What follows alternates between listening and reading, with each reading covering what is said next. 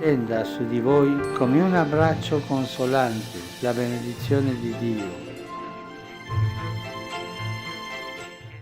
Olá, sou o seminarista Rafael Vitor, estudante de teologia, seminarista da comunidade Canção Nova. Você que é família Canção Nova, que bom estar aqui com você. Eu também, junto com a comunidade, convidei o padre Luiz Gustavo, pároco, estudante, especialista do Papa Francisco. Convidei ele para falar alguns temas. E a primeira pergunta desse bloco, conversar com o padre perguntando, qual é o principal escrito do Papa Francisco? Sem dúvidas, a gente pode afirmar que Evangelii Gaudium é o seu documento mais importante. A gente pode dizer assim que trata-se de um texto programático, isto é, um programa daquilo que estava por vir dentro do magistério de Francisco.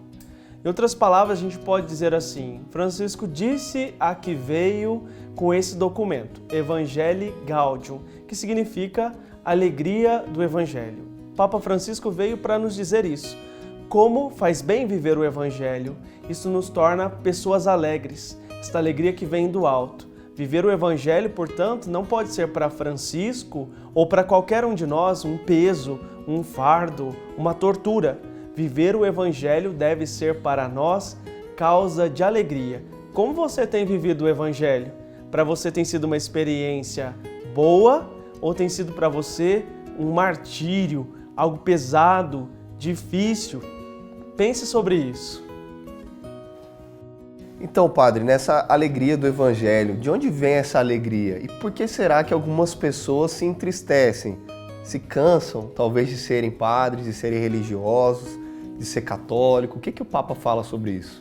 Sobre a alegria do Evangelho, Francisco nos diz da importância de estarmos unidos ao Espírito, isto é, o Espírito Santo. É Ele quem gera a vida, é Ele quem nos dá este dom da alegria.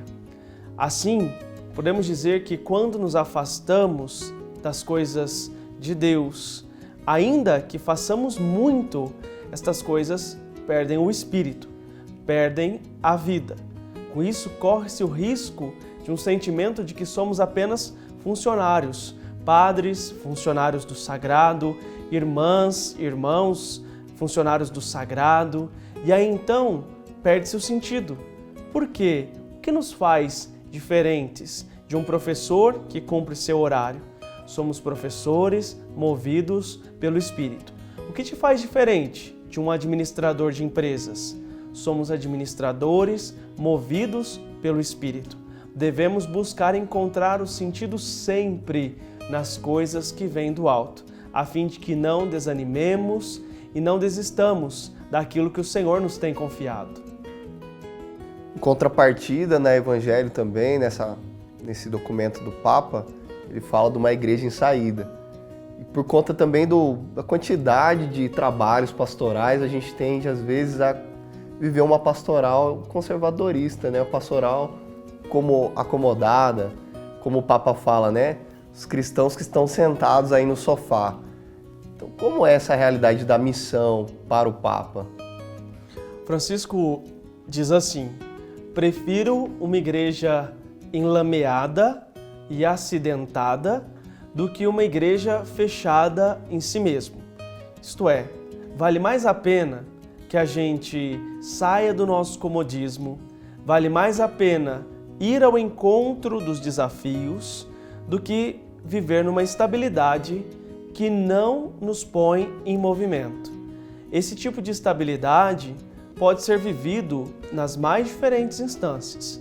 É possível que haja padres que preferem a estabilidade do que ir ao encontro do desafio. Quando nós vamos ao encontro do desafio, dificilmente nós conseguimos ficar indiferentes. Tocar a realidade do outro toca-nos também interiormente. Agora, quando nós não vamos ao encontro, nós não sentimos e não nos preocupamos com as dores do outro. Do mesmo modo, leigos, leigas, religiosos, religiosas, cada um de nós que formamos a igreja, se ficamos fechados, não nos sentimos e não nos preocupamos.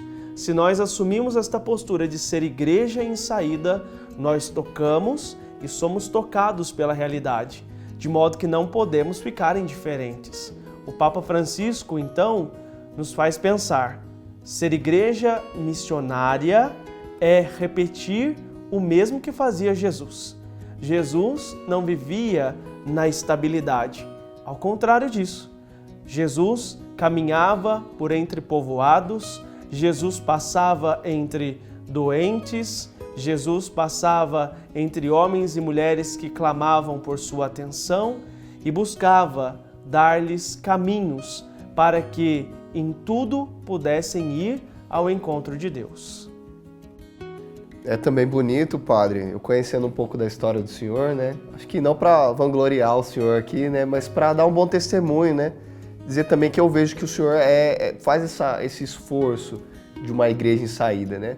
Tem lugares, né, tão distantes, como que é essa realidade do senhor, né? E celebrar em comunidades distantes, né? Tem até uma comunidade que é alguns quilômetros longe, né? Como é isso, padre? Exato. Eu tenho comunidades que são comunidades bem distantes, a gastar assim 2 horas de viagem. E cada vez que eu vou a uma dessas comunidades, eu saio muito edificado, porque, por exemplo, no último mês, no mês de janeiro, as chuvas estavam muito fortes, mas eu fui a uma das minhas comunidades mais distantes e quando eu cheguei lá, tinha algumas pessoas que tinham ido a cavalo, algumas pessoas que estavam com sacolinhas amarradas nas botinas porque havia muito barro nas estradas, mas cheguei lá e me encontrei com estas pessoas e o Evangelho dizia exatamente assim, da parte de Jesus, que ele voltou para a Galileia, ele voltou para o lugar mais distante. E chegar ali, no meu lugar mais distante, em relação à minha paróquia, era a certeza de que mais uma vez o Evangelho estava se cumprindo. Eu ali, fazendo as vezes de Jesus, estava anunciando a boa nova para aquelas pessoas que com as suas lutas não mediram esforços para estar naquela tarde ouvindo a palavra de Deus e abrindo coração para receber a Eucaristia. Então é uma grande graça fazer com que o Evangelho seja conhecido e que Jesus seja amado ainda hoje nos nossos tempos. Como a gente poderia estimular quem está nos acompanhando a também viver um pouco desse espírito missionário? Ser igreja missionária não é um privilégio meu, não é um privilégio de um membro da comunidade Canção Nova, é um dever de todos nós. Ser missionário é intrínseco à condição de ser batizado. Isto é, você é batizado, você deve anunciar o Evangelho. Onde posso anunciar o Evangelho, Padre? A começar pela sua casa. Evangelize seu filho, seus netos. E o que mais? Evangelize no seu trabalho, no seu bairro. Evangelize na comunidade onde você participa. Evangelize como você puder. Se você precisa dizer algumas palavras, diga.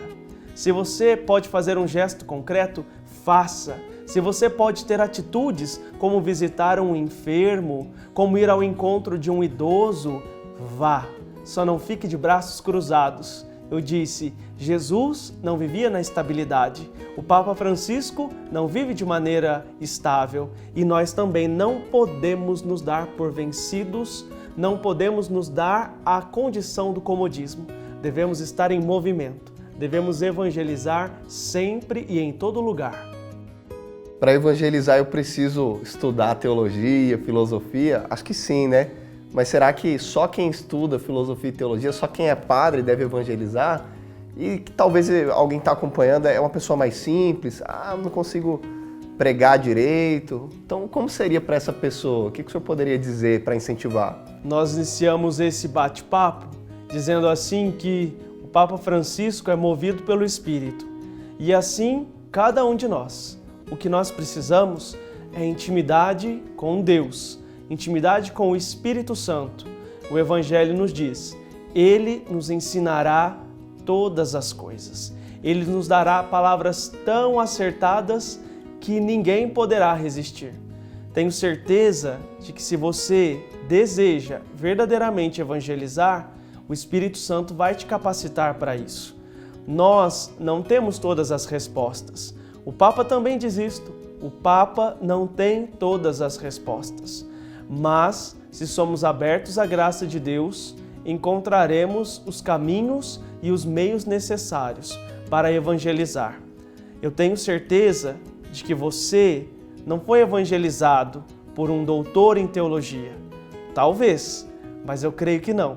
Eu creio que quem te evangelizou lá atrás, num primeiro momento, foram seus pais, talvez sua mãe, que te ensinou a cantar, Mãezinha do Céu, sua avó, que te ensinou a traçar o sinal da cruz sobre o seu peito, sua catequista, que com toda a simplicidade dela do mundo se esforçava em transmitir o melhor possível.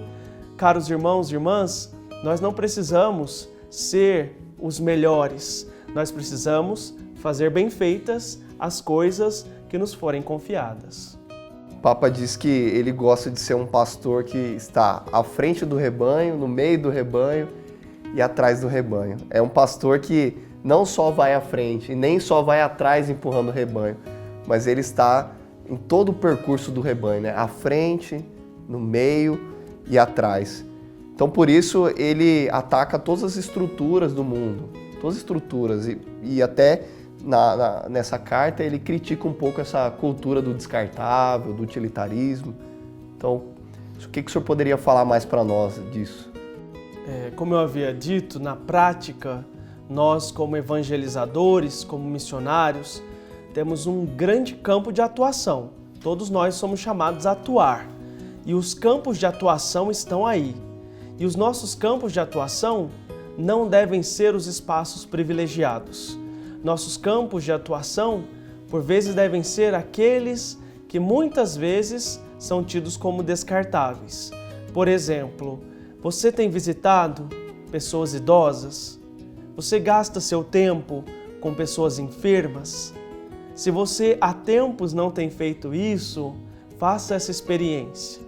Faça essa experiência e eu tenho certeza, você não sairá de um encontro como estes da mesma forma como você chegou. Deparar-se com a fragilidade humana, deparar-se com a sabedoria adquirida aos anos da vida, faz com que nós sejamos mais humanizados. É nesse sentido, então, que eu lanço um desafio para você.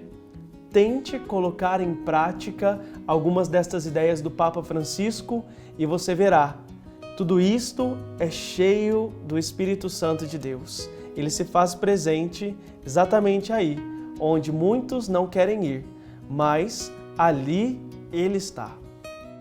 Nesse bloco eu só posso dizer que a minha admiração pelo Papa cresce, sabendo um pouco mais dele. Acredito que você que está me acompanhando também pôde aprender um pouco mais com o Padre Luiz Gustavo, nosso estudante. O padre é estudante da teologia, da espiritualidade do Papa Francisco, acompanha.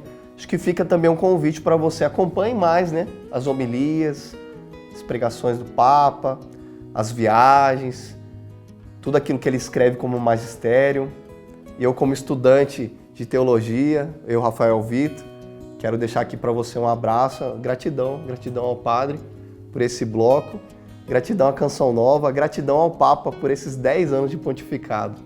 Deus os abençoe.